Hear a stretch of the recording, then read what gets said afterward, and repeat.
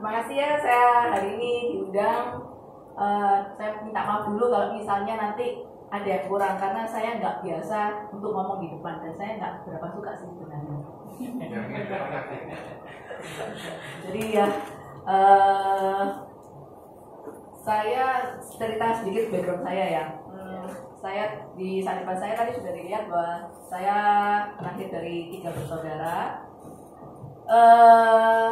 Masa kecil saya tipe orang yang karena suatu keadaan tertentu saya bisa melupakan apa yang bagi saya nggak enak.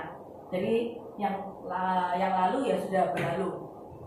Saya ada di suatu titik di mana saya berkeputusan di dalam hati saya bahwa ngapain saya pikirin buat apa, itu merugikan diri saya. Jadi next. Jadi akibatnya ada yang kebawa sampai sekarang. Ada yang hal-hal tertentu, ada ipar saya, kakak ipar saya tanya, "Li, ada kejadian gini." Aduh, nggak tahu ya, sudah lupa saya. Ya itu ada bagusnya sih. Jadi kita nggak baper. Ya. Kemudian saya bekerja dari tahun 2001 sampai 2008, di mana pada akhirnya pada waktu saya punya anak pertama, saya bekerja di suatu bowling center di Sportainment ya, di Malang dulunya, sekarang sudah nggak ada, di Kahong Bowling Center ya. Di sana pada waktu ada suatu masa di mana waktu anak saya sakit, anak saya waktu itu belum setahun ya, sakit. Kemudian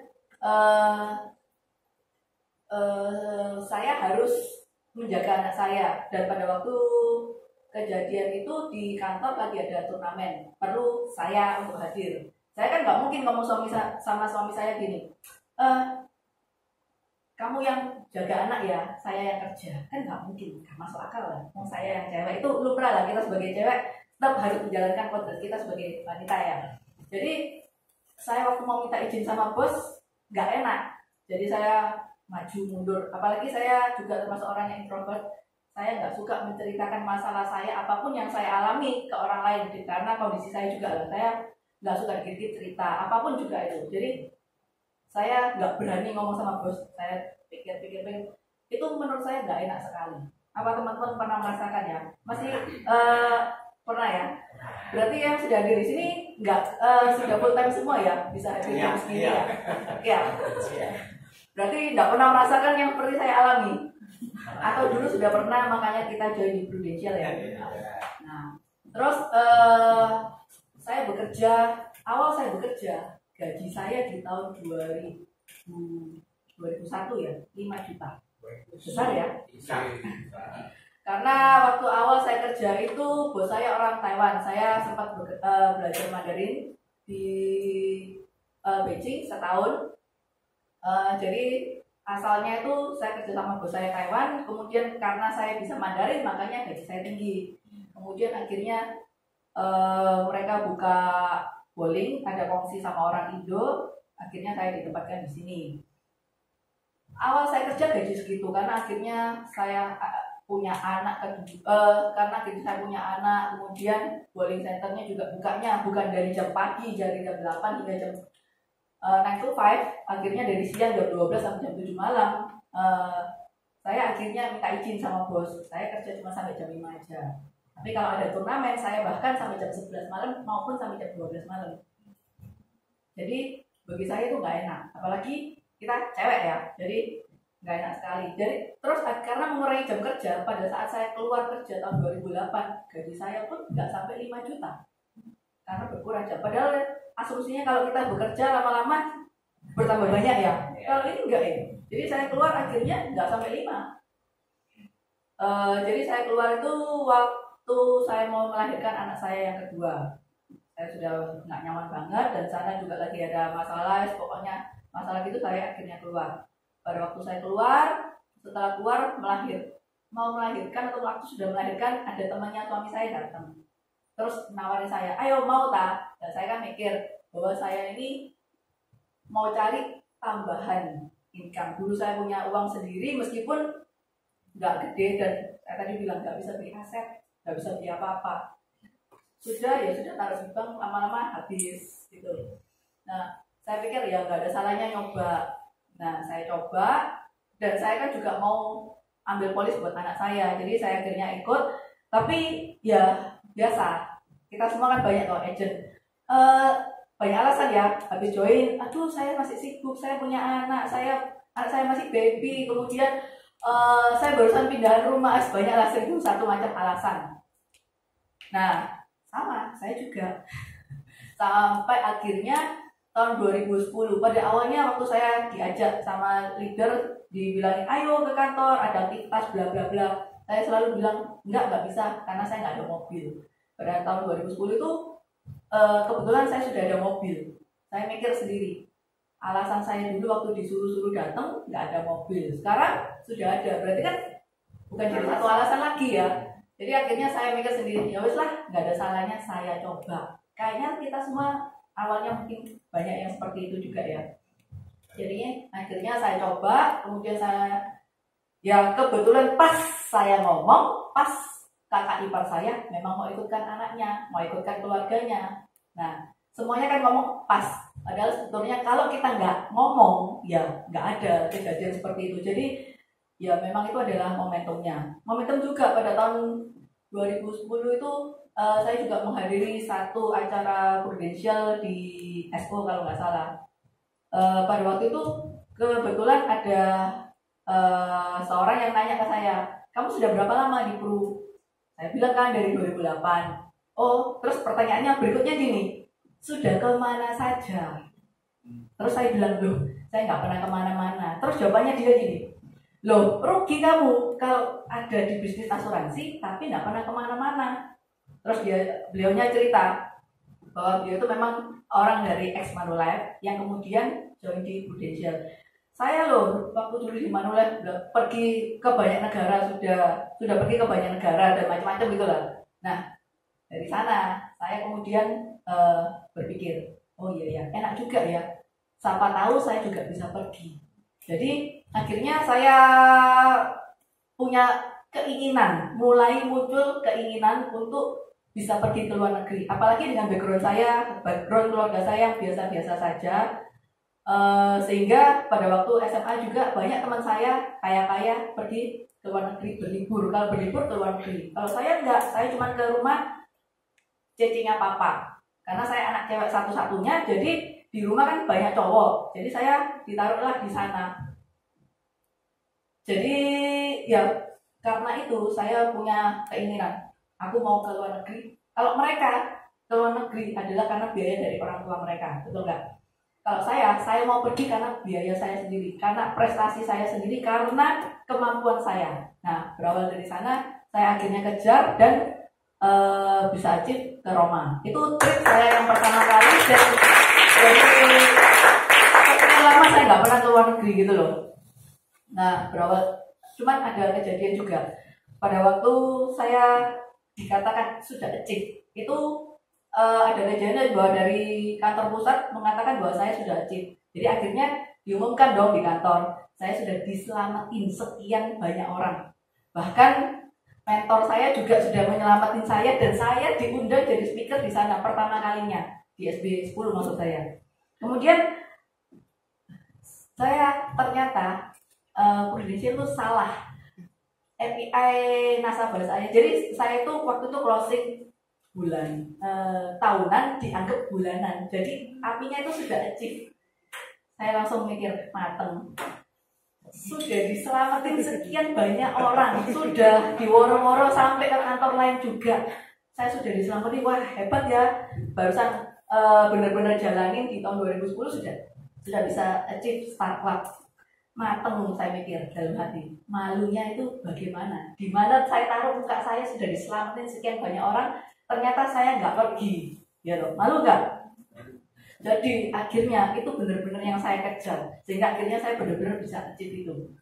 Nah, kemudian di tahun berikutnya saya pengen dong menunjukkan, wah ternyata kalau satu kali aja bisa pergi berarti apa? Kebetulan ya.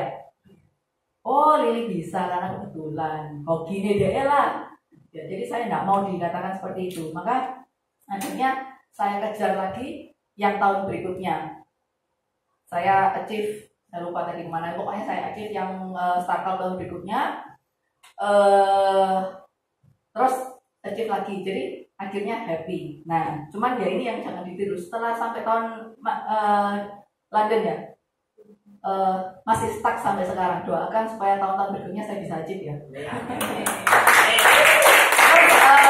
Di balik itu ada yang tadi rookie itu karena juga sebetulnya secara API achieve, tetapi secara persistensi nggak achieve karena ternyata pada waktu itu ada satu nasabah dia ikut cukup lumayan sekitar 40-50 juta API, kemudian akhirnya dibatalkan sehingga persistensi saya jelek dan akhirnya downgrade jadi ke rookie itu. Terus apa lagi ya yang saya ceritakan? Bentar, saya agak lupa.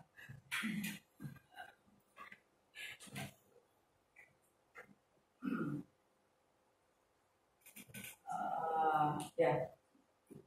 Kemudian saya setelah bekerja itu di tahun 2008 kan saya juga mengerjakan berbagai macam ya. Saya juga ngelesin bahasa Mandarin. Saya ada terima souvenir dari Paperclay, kemudian ya saya juga IO dan lain sebagainya. Itu saya jalankan, tapi saya jalankan itu ya, saya jalankan semuanya itu. Cuman tetap nggak ada duitnya. Kalau kita mau usaha sendiri seperti jasa cleaning service, berarti kan nggak mungkin dong saya bersih-bersih sendiri, saya naik-naik tangga sendiri. Jadi kan ada karyawan. Karyawan mengandalkan orang lain itu yang nggak bisa dipegang. Karena apa? Saya bilang ke mereka, ayo kerjakan ini, deadline-nya sekian. Waduh, nggak bisa bu, saya ada gini, nggak bisa masuk dan lain sebagainya. Dan kan saya dikejar sama yang order ke saya. Wah, itu deg dan gak enak sekali. Kalau IO sebenarnya saya suka IO untuk wedding sih. Jadi kami bertiga menjalankan IO itu karena berdasarkan kami suka. Kerja sampai malam oke, tapi happy. Cuman ya itu uangnya juga kalau kita jalankan karena itu hanya hobi, kita nggak kerja maksimal, ya nggak bisa dapat banyak gitu loh. Tapi orang-orang yang sukses sekarang karena mereka benar-benar cuma menjalankan bisnis itu. Dan kami bertiga masing-masing punya pekerjaan sendiri-sendiri, jadi akhirnya ya nggak bisa jalan. Dari segi kalau background saya segitu, tolong bagi materi saya kan cerita dari sana aja deh. Materi nggak banyak karena kenapa ya saya mau cerita berdasarkan ini aja deh. Nah, dengan when your why is big enough, you will find your how. Nah, dari ini saya juga kan tadi saya cerita bahwa pada waktu saya sudah diselamatin, saya mikir dong, kalau saya akhirnya nggak berangkat, gimana? Muka saya ini mau saya taruh mana? Jadi karena why-nya saya kuat, maka nggak tahu gimana caranya saya kejar, saya kerjakan mati-matian supaya saya benar-benar bisa achieve. Bagaimana dengan posisi kita saat ini? Sekarang sudah November. Mau mendekati Desember, mau tutup produksi, bukan 1 bulan ya, efektifnya mungkin tinggal 20 hari kerja. Jadi apa yang mau kita semua kejar? Apakah startup, apakah AAD, apakah maintenance kita, apapun itu. Kalau itu memang Anda merasa bahwa Anda kerja di Prudential ini oke, berarti kan Anda akan kerja mati-matian untuk itu. Apapun juga yang menjadi tujuan Anda. Kalau memang why-nya itu benar-benar kuat, pasti nggak tahu gimana caranya, kalian akan kerjakan. Apapun keadaannya, kalian tetap akan maju. Benar nggak ya?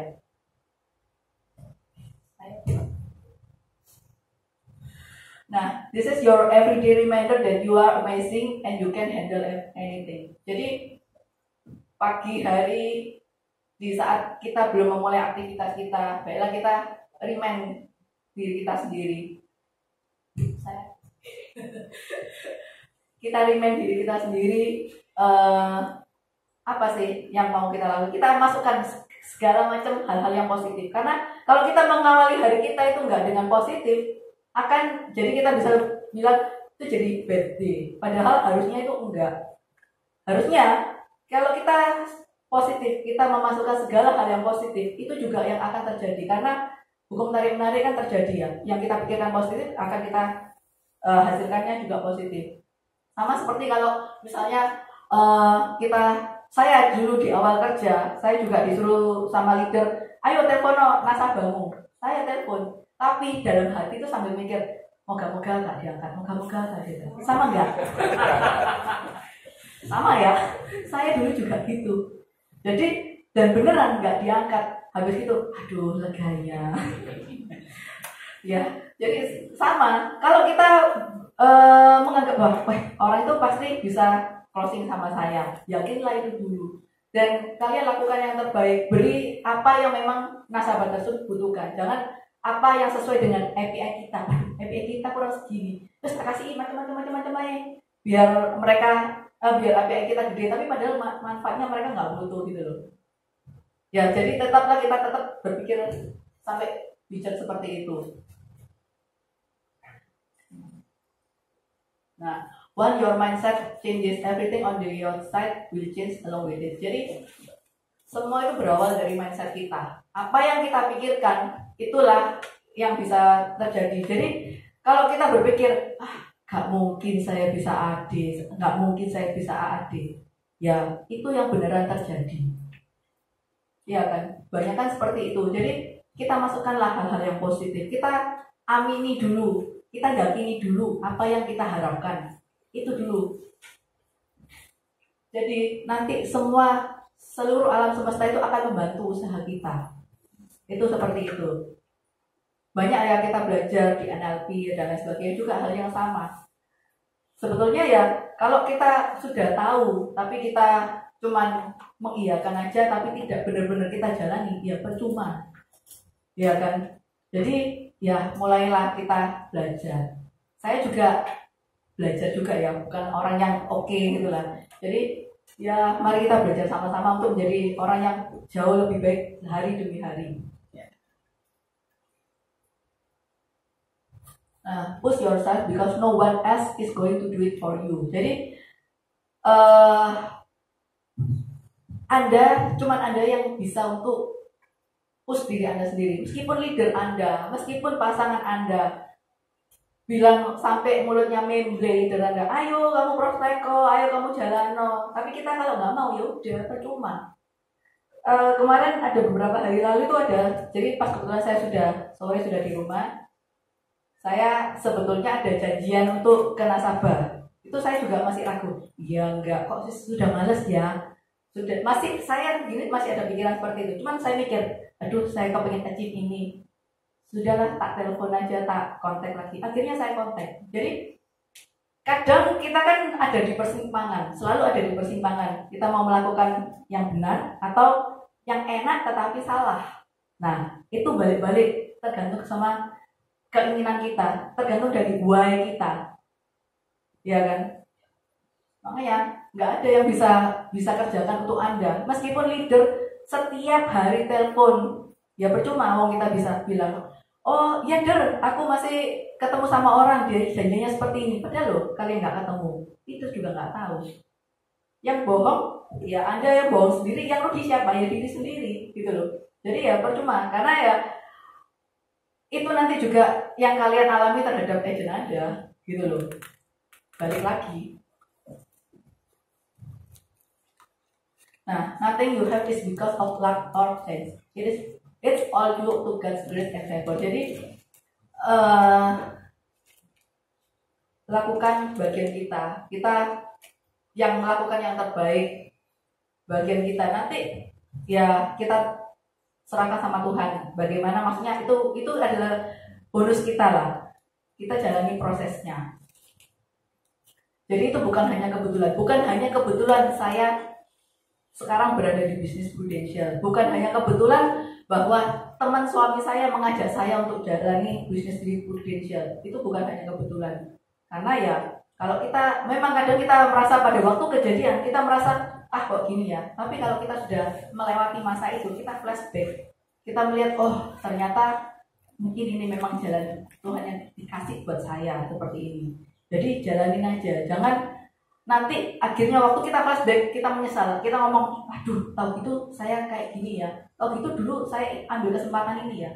Nggak bisa. Kesempatan itu kadang nggak datang 2 kali. bukan kadang, kesempatan itu nggak datang 2 kali. Memang mungkin ada kesempatan lain, tapi itu adalah kesempatan lain yang nantinya hasilnya akan beda dengan kesempatan yang lalu, yang seharusnya kalau kita ambil kita bisa dapat sesuatu yang lebih gitu. Dan semua itu adalah karena kemurahan Tuhan juga. Kan kita kalau mau usaha apapun juga, kalau kita akhirnya tidak direstui sama yang di atas, ya percuma saja. Ada teman yang sharing ke saya, waduh, saya dari awal tahun ada case ditolak, kemudian ada major akhirnya juga ditolak dan lain sebagainya. Tapi akhirnya dia tetap jalan, yaitu saya bilang ya mungkin lagi diuji sampai seberapa jauh sih keyakinan Anda di bisnis ini, sampai seberapa jauh Anda mau berjuang di bisnis ini. Karena ya ngomong kita di Prudential ya memang gampang-gampang susah gampang, tergantung dari mana sudut pandang kita melihatnya, ya kan? Semua dari mindset kita. Apa yang kita pikirkan itu yang akan terjadi.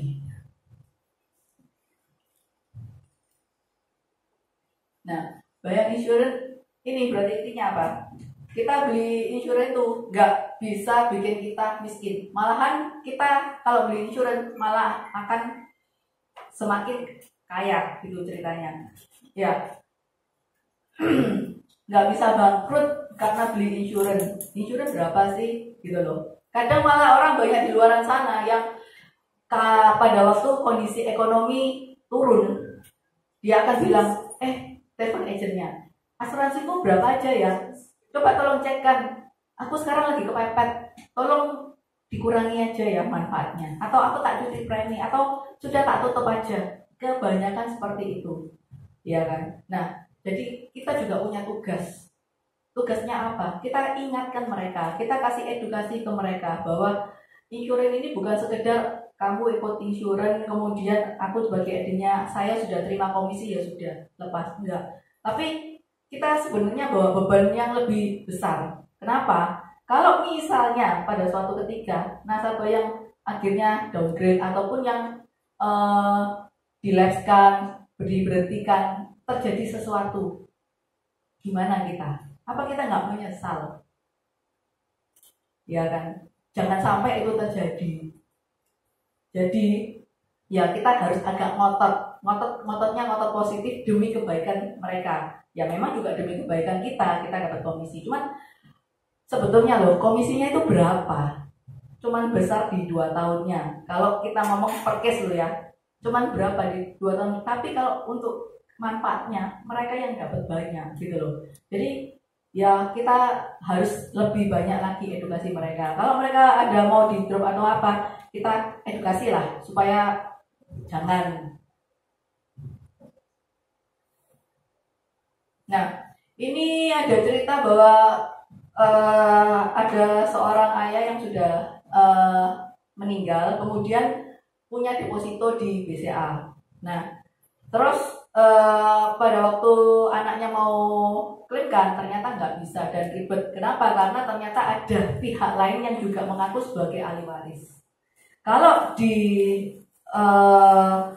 di bank bisa terjadi seperti itu, tapi kalau kita di insurance itu nggak bisa. Begitu sudah ada penerima manfaatnya siapa, ya udah ke sana. Nggak bisa untuk disengketakan. Kalau kita taruh deposito di bank bisa terjadi hal seperti itu. Ya kan?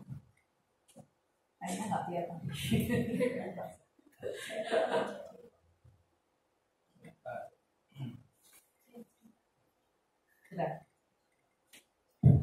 Nah, jadi gini, ini adalah keamanan asuransi dengan dibandingkan dengan bank. Kalau di asuransi kita dijamin berapapun nilainya pada waktu kita sudah di ACC ya, sudah nilainya seperti itu. Tetapi kalau di bank jaminannya kan hanya 2M ya, yang di apa namanya istilahnya? Ya, sama bank itu kan jaminan cuma 2M aja. Selebihnya ya sudah ya nggak bisa. Jadi orang kalau taruh uang banyak di bank bukan suatu jaminan keamanan. Nah, kalau sampai asuransi pilot berarti hak utamanya adalah ke nasabah, bukan ke shareholdernya, bukan ke perusahaannya. Tetapi kalau di bank enggak, kita itu loh di urutan nomor kesekian, nomor 6 malahan. Ya toh. Jadi boleh taruh uang di bank harus, karena kan untuk perputaran kita untuk melakukan segala macam, apalagi kalau lewat BCA kan oke banget gitu loh. Cuman ya kita harus mulai bijak, kita harus sharingkan ke nasabah-nasabah kita bahwa ada hal seperti ini loh. Kemudian kalau di asuransi kan punya kita ambisinya kan ada. Kalau ini kan kekuatan dari bank tergantung dari surplus kredit dan debitnya itu. Jadi kan nggak safe banget gitu loh.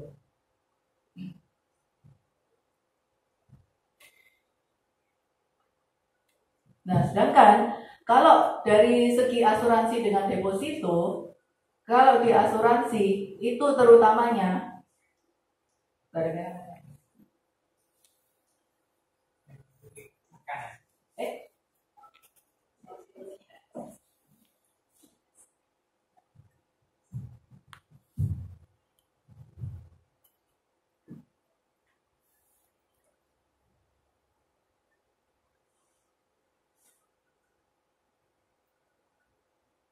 nah, ini adalah tidak akan pernah dormant, berarti liquid. Apapun juga yang terjadi, itu begitu sampai pemegang polis terjadi tutup usia, langsung bisa ada surat-suratnya, ada surat kematian dan lain sebagainya, itu langsung bisa keluar, cair ke ahli waris, cair ke penerima manfaat maksud saya, ya kan. Sedangkan kalau di deposito seperti hal yang tadi itu sudah, yang tadi di BCA itu sudah berapa tahun nggak bisa, karena ada orang yang mengakui bahwa dia juga sebagai ahli warisnya, makanya kan terjadi sengketa dan lain sebagainya. Rugi waktu, rugi uang, rugi tenaga, segala macamnya itu kan rugi. Jadi jauh, dan ini tentang dorman ini nggak banyak yang, maksudnya bukan nggak banyak, saya aja tahunya barusan sekitar seminggu 2 minggu lalu, nggak tahu ya kalau Anda sudah lebih tahu dari saya. Cuman bagi saya itu adalah informasi yang baru, sehingga ini adalah satu hal yang bisa kita sharingkan ke nasabah, bahwa kalau meskipun orang banyak ya, orang yang sudah berusia biasanya punya uang banyak kan, deposito di bank A, bank B, bank C, begitu ada bunganya yang lebih oke, ada hadiahnya, biasanya kan sering dipindah-pindahkan, ya kan. Nah, itu kalau sampai terjadi sewaktu-waktu tetap usia, itu akan repot, ya, karena itu adalah dormant. Jadi itu bukan punya siapa-siapa. Nanti kalau sudah ada surat yang sah dari pengadilan bahwa memang pemilik warisannya itu ke si A, barusan bisa dicairkan. Selama itu masih sengketa, bank tidak akan mau keluarkan dana tersebut. Dan ternyata di salah satu bank waktu ditanyakan berapa banyak sih aliran dana yang dormant ini, jumlahnya besar sampai MM dan triliunan. Nah, masa kita mau kita sudah tahu hal ini ya, masa kita harus dong menginfokan ke banyak orang. Karena saya juga ada cerita setelah kejadian ini, saya cerita sama beberapa orang. Saya malah nantang mereka juga, coba kamu cek sama orang pengenalanmu, bener nggak sih ini? Karena memang biasanya kan waktu kita tanya sama bank, depositonya berapa, bisa ditarik sewaktu-waktu apa enggak, kita kan mana pernah bilang kalau misalnya aku nggak ada deposito kok keluar, nggak mungkin kita tanya, karena kan kita nggak berpikiran dalam jangka waktu dekat kita tetap usia. Iya kan. Nah, makanya itu, jadi kejadiannya tuh seperti itu. Kita sharingkan ke banyak orang bahwa apa, bahwa dorman ini berbahaya.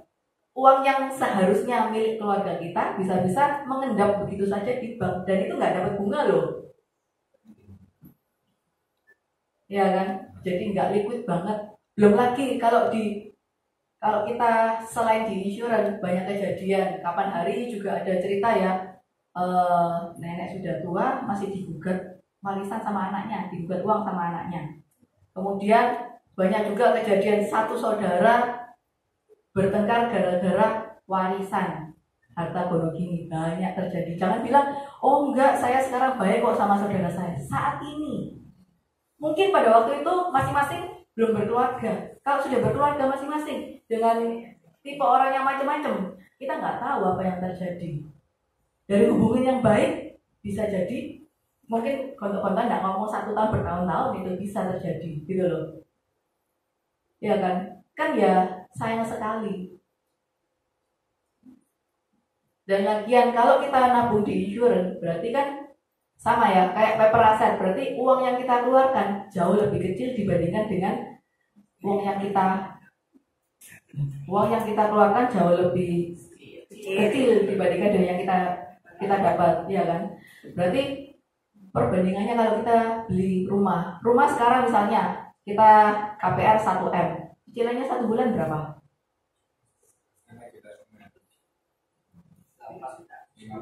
9 juta. Ya, anggap 9 juta. Terus kalau kita ambil income 1M berapa? Paling cuma 1-2 juta. Selisihnya banyak sekali. Belum lagi kalau kita semakin besar, berarti kan semakin besar misalnya cicilan kita semakin besar. Tadi 1M 9 juta. Anggap 50M berarti sekitar 40 juta. Cicilan 50 juta satu bulan. Berarti income kita berapa? Pajak kita berapa? Masuk akal enggak? Sekarang banyak orang kan menghindari nggak beli aset ya karena seperti itu, karena takut pajak.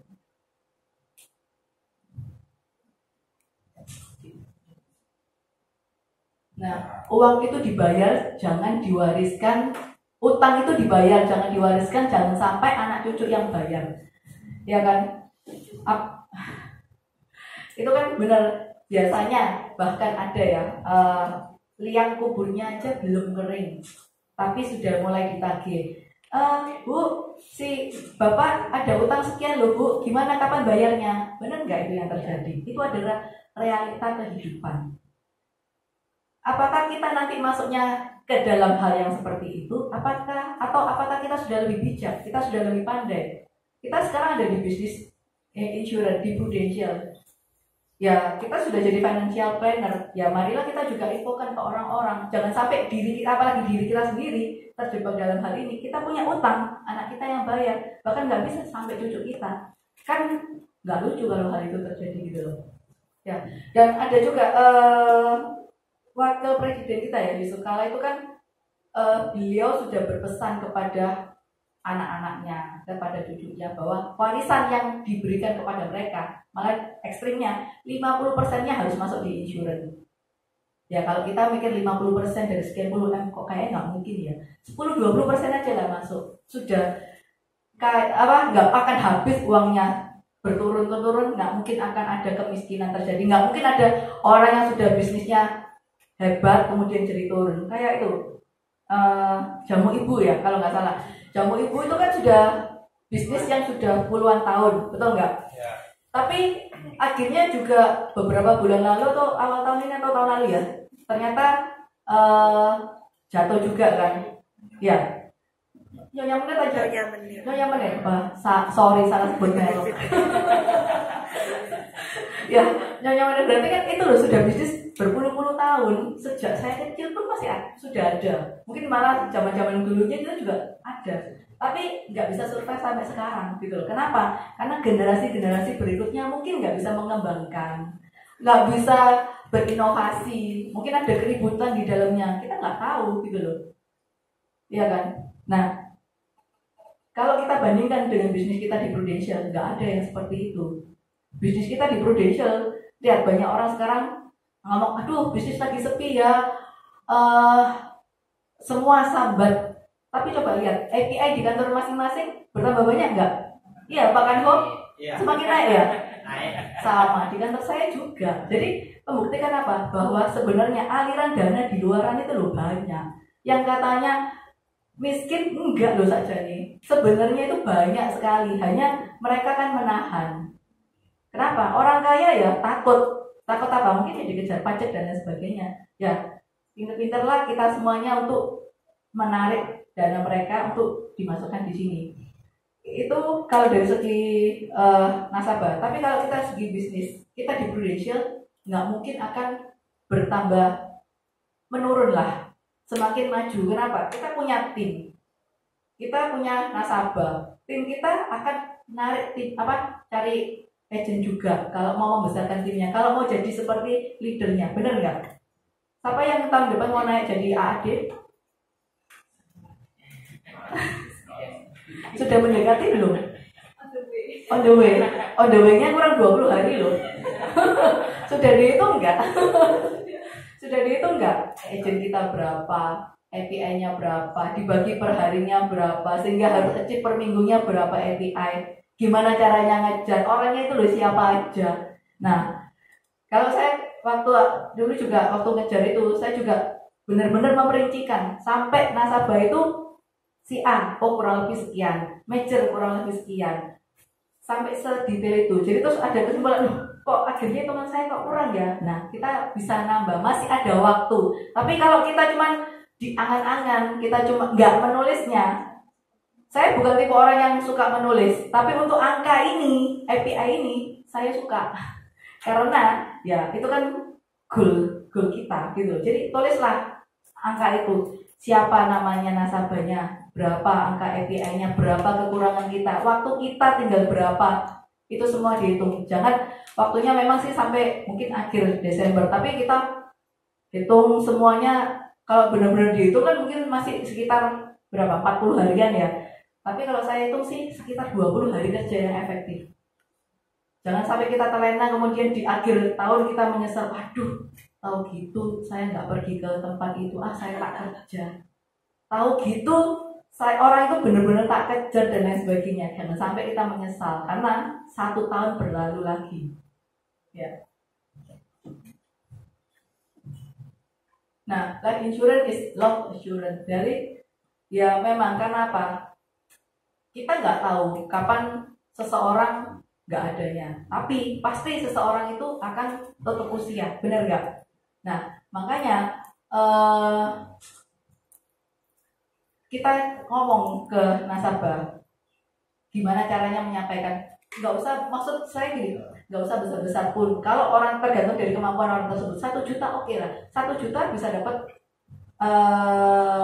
mungkin warisan 1 M tergantung usia. Kalau cari kumpulkan uang sendiri 1 M itu loh, kapan sih bisanya? 1 bulan loh bisa nabung berapa sih? Nabung berapa teman-teman? 1 bulan?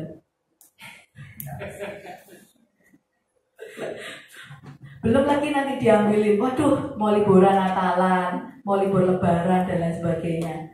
Nggak utuh-utuh uangnya, tapi cobalah sisihkan dari yang mulai 1 juta, 2 juta, 3 juta, tergantung dari kemampuan.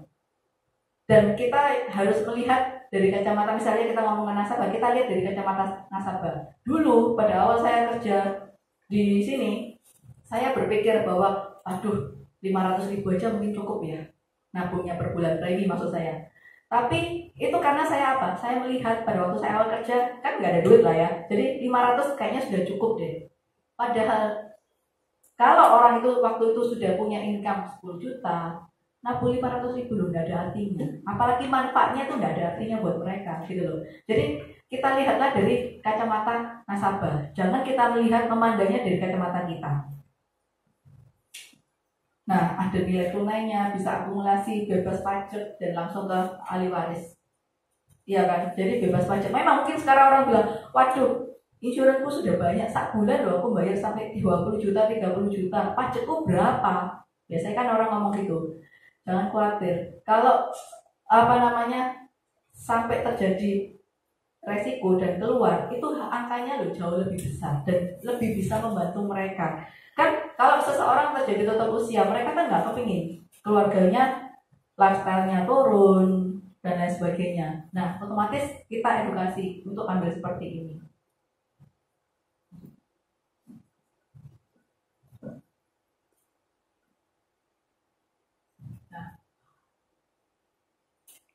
Jadi manfaat polis asuransi jiwa itu menjaga agar harta yang susut menjadi surplus, menjaga likuiditas dana darurat. Jadi sebenarnya kita life insurance di sini itu sangat oke banget. Waktu uang kita mepet, ini adalah cara cepat untuk mengumpulkan aset. Kan kadang kita mepet, aduh gak punya uang, mau nyicil A nggak ada, mau nyicil B nggak ada, nyicil ini dulu, beliau ini dulu, paling murah, paling gampang, paling cepat. Begitu kita sudah di ACC, kita sudah punya tabungan 1M, 2M, 3M. Kalau kita mau KPR, kita masih dicek dulu uang kita oke enggak, bisa ditolak KPR-nya dan lain sebagainya, ya kan. Dan itu juga bisa lunas kalau seseorang yang jadi namanya itu tetap usia. Tapi ini kan enggak gitu loh.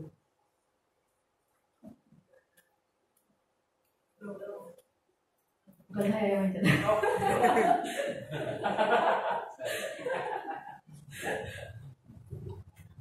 Jadi juga ini apa? Legasi bukan harta yang tersisa ketika suatu hari kita pergi. Legasi adalah apa yang kita sisihkan, kita ciptakan, kita kontribusikan dan memberikan dampak sekarang dan akan terus hidup nantinya.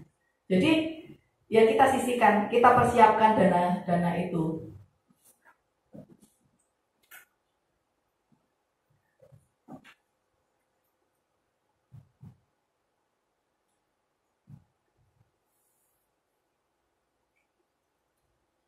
Nah, fungsi daripada asuransi jiwa adalah seperti ini. Memang yang paling gampang, paling cepat kalau mau jual dalam waktu-waktu dekat kan seperti ini. Apalagi kita bisa datang ke nasabah-nasabah lama. Oh ini loh, nambah lagi ini. Lumayan, kamu bisa nambah 1M lagi asetmu. Kalau kita punya beberapa orang seperti itu semakin banyak kan, EPI kita juga bertambah bisa dengan cepat gitu loh. Biasanya kalau sudah waktu-waktu gini, kita datang ke nasabah yang sudah lama, yang sudah ada, bukan ke nasabah baru. Mungkin nasabah baru kalau tipe kalian bisa cepat akrab dan bisa cepat nembak ya silakan.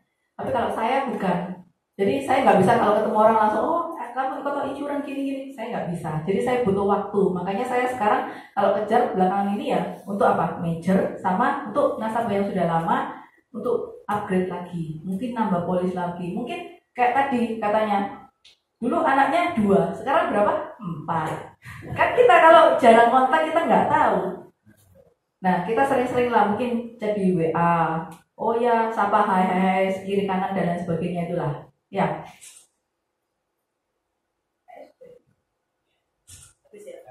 Nah kalau dari saya sih sekian aja. Mungkin ada yang mau ditanyakan.